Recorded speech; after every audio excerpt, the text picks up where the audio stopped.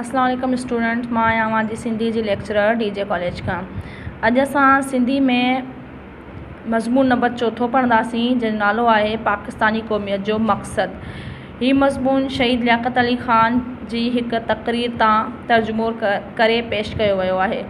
मज़मून जेको आहे पाकिस्तानी क़ौमियत जो मक़सदु, इन में लियाक़त अली ख़ान क़ौम जो ऐं क़ौमियत जो मक़सदु ॿुधाए थो ऐं पाकिस्तान हासिलु करण जे पोयां कहिड़ा मसाला ऐं कहिड़ी वजह हुई उहो असां सां बयानु करे थो। असां पाकिस्तान जो मुतालबो छो कयो?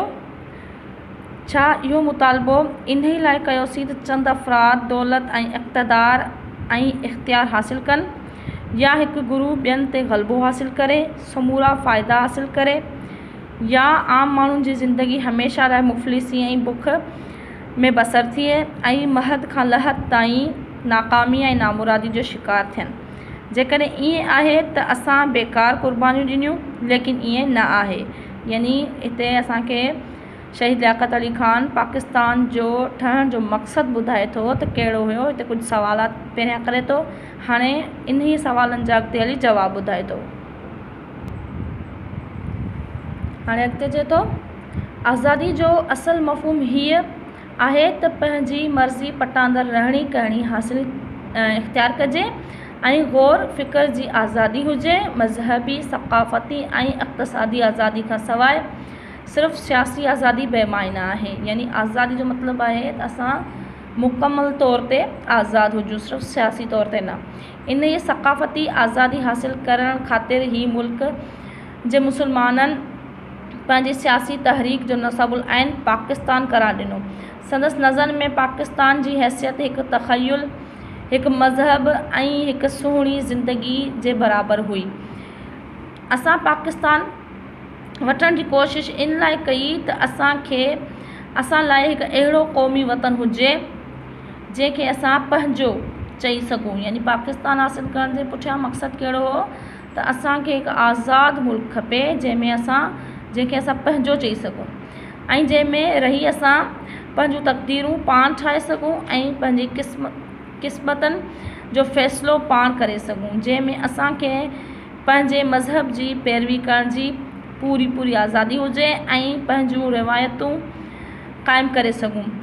रुगो अहिड़ी तरह असीं हिकु क़ौम जी हैसियत में पंहिंजी सलाहियतनि खां वाक़िफ़ थी सघंदासूं। इहा ई सूरत हाल हूंदी जो असां वटि, हिते चवण जो मतिलबु आहे लेखक जो, त असां वटि पंहिंजो मुल्क हूंदो त असां हर क़िस्म जी आज़ादी सां रही सघंदासीं।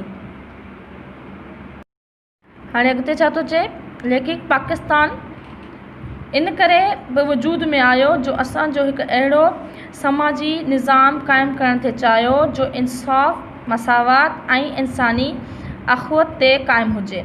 यानी हिकु अहिड़ो समाजी निज़ाम जंहिंमें अंदरूनी झगड़ा न हुजनि, हर हिकु शख़्स खे पंहिंजी महिनत जो पूरो अजूरो मिले, ॿियनि जी महिनत ते मज़े माणण वारा मुफ़्तख़ोर न हुजनि ऐं ख़ुदा ख़्वाह बंदे ॿिन्ही जी नज़र में मक़बूल हुजे। यानी हिते चए त मक़सदु कहिड़ो हुयो त असां में इंसाफ़, मसावात, अख़ुवत, भाईपी क़ाइमु हुजे। असां वटि अहिड़ो मुल्क हुजे या अहिड़ी सरज़मीन हुजे जिते असां बिना के झगड़े, बिना के झेड़ जे प्यार मोहब्बत सां रहूं। हाणे अॻिते सवाल थो करे, इस्लामी समाज चइजे छा के थो? हीअ ज़िंदगी जे इन्हीअ ढंग जो नालो आहे जंहिंमें हिकु तरफ़ त ख़ुदा ताला ते ईमान हुजे ऐं ॿिए तरफ़ हीअ तस्लीम कयो वञे त तमदुन जो बुनियाद अदल ऐं मसावात ते हुजे। इंसानी मामलनि में अक़ुल ऐं इरफ़ान जो हुकुम हुजे ऐं रूहानी तरक़ी जो बुनियाद नेकोकारी ते हुजे। हीअ अहिड़ो समाज आहे जंहिंमें सदाईं नफ़्स जी पाकाई, जिस्मानी सफ़ाई ऐं समाजी सुधारे जो इम्कान आहे ऐं जंहिंमें तमामु ज़्यादा मादियत ऐं तमामु ज़्यादा रूहानियत जूं ख़राबियूं कोन्हनि। यानी हिते सवाल पाण करे थो त इस्लामी समाज छा आहे? पाकिस्तान जो बुनियाद बि इस्लामी समाज ते आहे, छो त पाकिस्तान आहे इस्लामी मुल्क, उन जे करे चए थो इस्लामी जमहूरिया पाकिस्तान नालो आहे जंहिंजो, त उन जो बुनियाद बि इस्लाम ते ई आहे, जंहिंजो इस्लाम में ख़ुदा ताला ते ईमान रखणु ऐं अदल ऐं मसावात वारी ज़िंदगी जीअण साॻी ॻाल्हि थो करे हिते। ऐं हिते असांखे ॿुधाए थो त कहिड़े तरीक़े सां असां समाज में रहूं, ऐं इस्लामी समाज जेको हिते सुवालु कयो अथसि उन ई सुवाल जो जवाबु आहे त इस्लामी समाज चइजे छा। हाणे असां इन ई सबक़ खे वरी जारी कंदासीं हितां खां।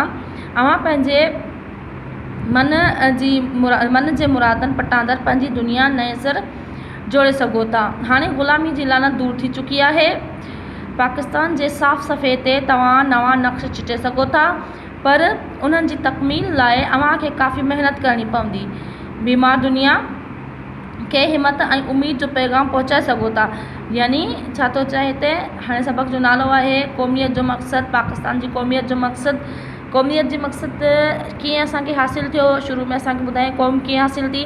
हाणे उन क़ौम में अलॻि वतन में असां छा छा करे सघूं था। हाणे हिन पैराग्राफ में इहो ॿुधाए थो त असां पंहिंजी मर्ज़ी मुताबिक़ पंहिंजी दुनिया ठाहे सघूं था। हाणे असां ग़ुलामी खां आज़ाद थी चुका आहियूं, लियाकत अली खान ॿुधाए रहियो आहे। ऐं अॻिते छा चए, जंग ऐं खून जे आलमगीर बीमारी जी दवा इंसानी अख़ुवत ऐं समाजी भाईपी में रखियलु आहे। हाणे छा थो चए त असां जंहिं शइ में या जंहिं ग़ुलामी में मुब्तला हुआसीं या जंहिं जंग वारो मंज़रु हो असां वटि, हाणे असां उन शइ खां आज़ाद थी चुका आहियूं। हाणे सबक़ जे आख़िरी नुक़्तनि में छा थो चए त फ़ाज़िलनि मुफ़करनि ऐं मौलमनि जी इज़त कई वञे। मतिलबु आख़िरी पॉइंट्स जेके नतीजा ॿुधाए थो असांखे पाकिस्तानी क़ौमियत जे मक़सद में, त उहो छा थो चए, असांजे तहज़ीब गुज़िरनि दौर में ईअं न हो। असांजा स्कूल ऐं यूनिवर्सिटियूं उन्हनि ख़ुसूसियतनि खां ख़ाली हुयूं हिकु आज़ादु क़ौम जे इल्मी इदारनि में हुअणु घुरिजनि। नतीजो इहो निकितो जो असांजा उस्ताद ख़्वाह शागिर्द सालम ज़हनियत खां अक्सर कोरा हुआ। उमेद आहे त मुस्तक़बिल में असांजा इल्मी इदारा पंहिंजा फ़र्ज़ पूरी तरह पूरा कंदा जीअं असांजो मुस्तक़बिल शानदार थिए। यानी हिन सॼे मज़मून में लियाकत अली ख़ान जेको आहे इन ॻाल्हि ते बहस कयो आहे। हिकिड़ो मज़मून जेको लियाकत अली ख़ान जी तक़रीर तां वरितो वियो आहे, तर्जुमो कयो वियो आहे, त हिन में ॿुधाए थो त असांजी जेका ग़ुलामी हेठि रहंदड़ क़ौम हुई उहा हाणे आज़ादु आहे। ऐं इहा आज़ादु क़ौम जा हाणे फ़र्ज़ कहिड़ा आहिनि पंहिंजे आज़ादु मुल्क में, इहा पंहिंजे जेके आहिनि फॉलोवर्स सां या जेके ॿियनि माण्हुनि सां गॾु कीअं रहे ऐं पंहिंजे मुल्क जी तरक़ी लाइ छा कमु करे। त इहे सभु ॻाल्हियूं जेके आहिनि हिते असां सां लियाकत अली ख़ान जे मज़मून में असां पढ़ियूं। इन में जेको हाणे इन मज़मून जो जेको आहे ख़ुलासो तव्हां पाण लिखी ॾेखारींदा मूंखे। इहो मज़मून हिते असांजो मुकमल थियो।